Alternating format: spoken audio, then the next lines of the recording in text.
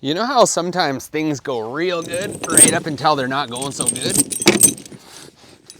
Ugh, that's kind of what this tire chain's doing.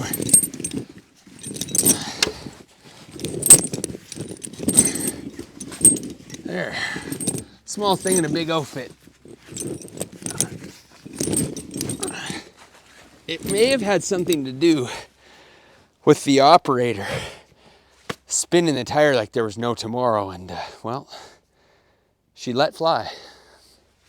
Oh well, best to keep calm and carry on, or something like that. Isn't that what they say? I don't know if that's what anybody says, but there's not much else a guy can do than to just get it done. I find talking to yourself helps. You know, you just talk it through, think ahead a little bit, you know? But it doesn't always work that good, just talking to yourself. A lot of times when you're faced with a bit of a problem, you know, it can be any kind of problem, you kind of need another person to talk about it with, you know? The old whiteboard effect. You know what I'm talking about? The whiteboard effect. You know, you're trying to figure something out, or decide if something's a bad idea, or figure out a new way of looking at doing something. You gotta kind of gotta bounce it off somebody. Good to have a group of people you can do that with, or you get stuck in your own head, and well, you could struggle with the same problem for forever, never come up with a solution, because you're looking at it from the same direction all the time. What do you think? Success? Yeah, success. A guy could probably throw a couple tensioners on it. This is the one that sits pretty high on the tire, so every once in a while she parts ways. You know, I think that's maybe something people undervalue, is the power of a bit of group thinking. You know, if you're bogged down, especially if you get frustrated, you know, tire chain comes off and you're like, oh man. And actually, before I brought you along, it actually started to wind itself up around the inside of the axle there. But I caught it in time. But you know, it can escalate real quick, and then you get flustered and frustrated. Oh, why did this happen? How am I going to do this? And it happens to me in building all the time. You know, construction season hits, and it's different every time. Every time there's a new challenge, and you get in this box alone, and you feel like you're in the dark. The whiteboard effect, that's what I call it anyways. You don't necessarily need someone to talk to. Sometimes you're just looking for somebody to talk at. And, you know, that's how solutions come about sometimes. But not all the time. Have you ever found when you're in a group of people, you get a group of guys together and you're working on a project, and it just throws you for a loop? I'll give you an example. During the summer, when I do construction stuff, I find it very difficult to do math with other people, because everyone does math in a different way. Some people like to write stuff down, and they're quiet. They're quiet counters. They do it in their head. Some people like to talk out loud. It clashes with how I like to do it. I get it in my head, and I'm quiet. I don't say it out loud. I got a pencil. And if someone is blathering away about how they're doing it, and they think we're doing the whiteboard thing, derailed, man. That just pokes a hole in my boat, and down we go. Yeah, so you can solve problems. You can also talk yourself into things too in a group. You know, things that you might not need, or you know, you maybe end up doing something a little bit more grand than you thought. I mean, is that really a bad thing though? I guess it depends. And I'll share an example of that with you right now. You can talk yourself into things, even when you're just talking to yourself, that you maybe don't need, but you justify. I guess the theme of the Thought with Scott, or what I'm digging at, is there's a lot of different versions of talking to yourself and ways of thinking, and in my experience, they have different outcomes. Some good, some bad. So I'm cruising Marketplace, which we've talked about before. Basically the dregs of the internet, where I feel people go to not behave like adults, but in this case, we lucked out. This is a Stihl MS250. What is an MS250? I think they're about 45 cc, something like that. It's a beauty little saw. Look at that little tiny unit. And I mean, whenever you get a chance to grow your chainsaw family, well, you better jump at the opportunity. See, that's what I told myself.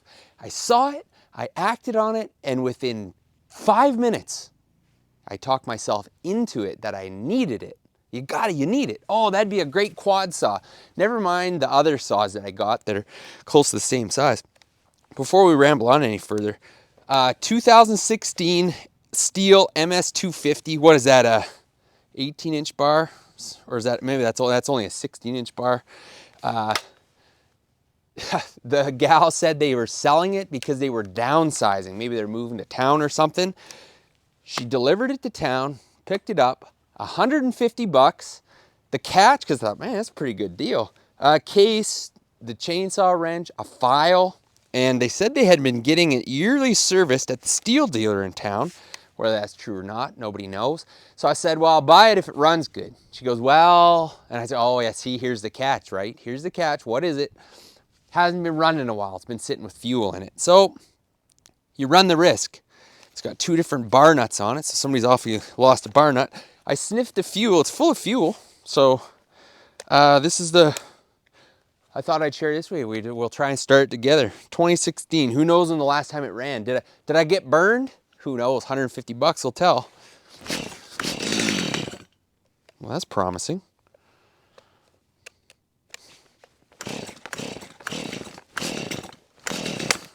It wants to do it.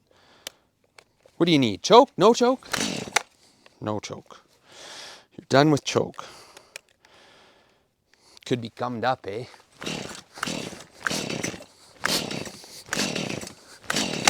It really wants to go.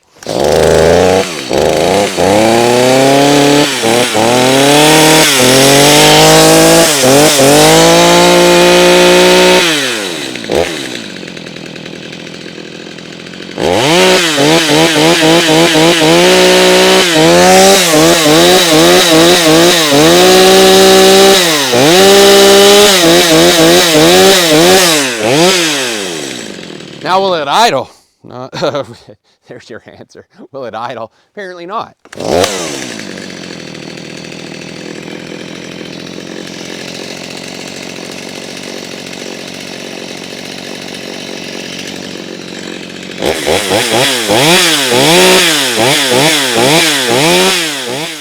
Well, how do you go wrong with that? I can't say that it's 110%. I think the carb needs a little bit of cleaning up. It stumbles a bit on the idle and such, a little bit of adjustment, and I want to double check that the oiler is actually oiling. It looks a little dry, but that's probably just from sitting around not being used, to be honest. I bet they did get it serviced every year, you know? Folks bought a country property. What do you buy first? Well, about that size of chainsaw, 45, 50 cc's, what they're going to sell you. Away you go. You're out living your country self until you downsize, and then you sell your chainsaws to me. $150. That MS250, brand new, with the case, taxes in, was about $500. I was just in at the shop getting parts for something else. $500. So that is plenty close enough to brand new for me for $150.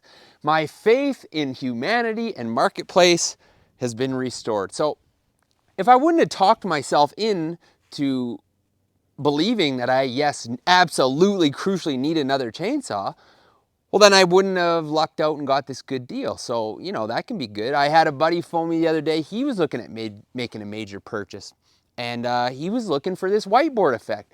What do you think? Well, I made the mistake of, instead of swerving to the left, I swerved to the right. And I says, well, you know, have you considered X, Y, Z, you know, the dad tone? And he cut me off. He says, hey, I don't want to hear that shit. Do you think it's a good idea? And then I go, oh, yeah. Yeah, it's a good idea, right? It's a good idea, buddy. Spend your money. It's going to be fun. You're going to have fun with it, just like this chainsaw. Could you get by without it? Yeah. But it was a good deal. And wow, you know, I could need it. My other one's getting kind of old, and maybe it's a good back. Next thing you know, bang, you spent your money. So, you know, talking to yourself, maybe not a bad thing.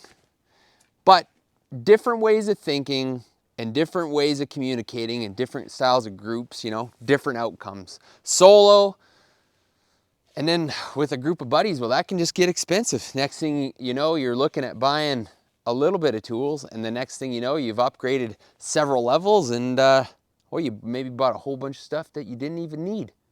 Let me know what you think. How do you like to tackle issues? Are you a whiteboard kind of guy? Do you need to just talk at somebody? Are you looking for the back and forth banter? What solves problems for you? I know for sure, 100%, I need that whiteboard effect where I can throw ideas and work through it, because if you spend too much time by yourself, you end up spinning the wheels. Anyways, keep your eye out for good deals. Don't let them pass you by. We'll catch you on the next adventure of some sort. Keep your chains on.